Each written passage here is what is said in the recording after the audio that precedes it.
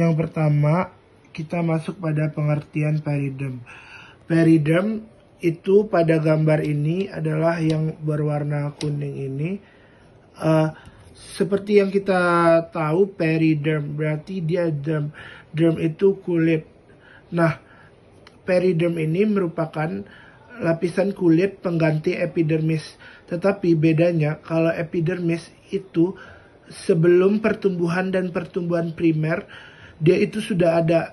Tapi pada periderm ini dia baru terbentuk setelah aktivitas kambium, yaitu pertumbuhan sekunder. Pada aktivitas kambium tersebut atau terjadinya pertumbuhan sekunder, berimbaslah kepada periderm ini, yaitu batang dan akarnya menambah tebal karena aktivitas kambium tadi. Periderm ini biasanya terjadi pada tumbuhan dikotil dan tumbuhan gimnospermae. Kenapa pada tumbuhan dua ini yang sering? Karena mereka memiliki kambium, di mana dari kambium inilah terjadi pertumbuhan sekunder. Pada monokotil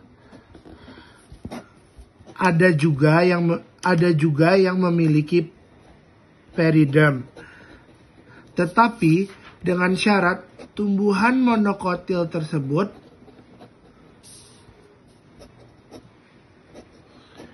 memiliki kambium,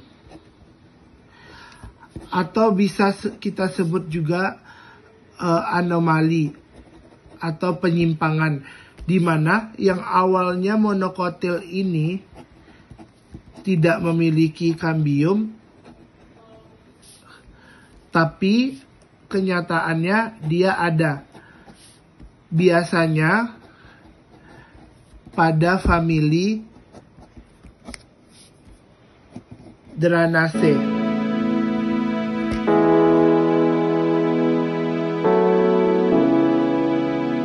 Struktur periderm.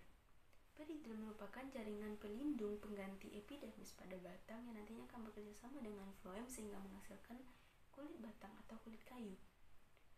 Periderm terdiri dari kambium gabus atau velogen yang merupakan salah satu meristem lateral. Pada pembelahan periklinal menghasilkan dua lapisan, yaitu lapisan velum ke arah luar dan lapisan veloderm ke arah dalam.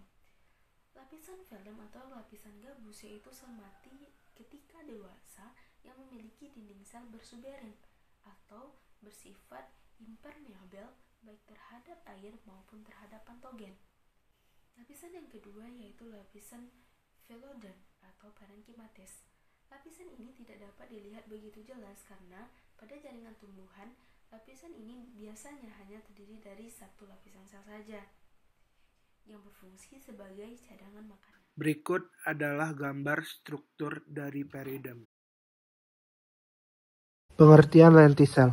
Lentisel adalah lubang-lubang yang sangat kecil dan halus pada tumbuhan yang dijumpai dalam jumlah yang sangat banyak pada bagian batang tumbuhan dewasa.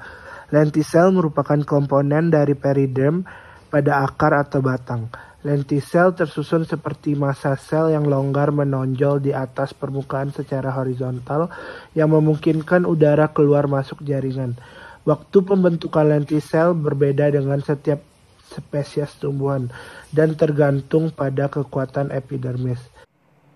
Jadi, lentisel memiliki fungsi untuk membantu melanjutkan proses pertukaran gas yang akan diperoleh jaringan hidup yang ada di batang dan juga akar untuk mengambil udara bebas dan berfungsi untuk menghasilkan gas CO2 dan O2, berfungsi membantu dalam proses perawatan pada batang dan berfungsi berperan dalam proses pertumbuhan pada batang.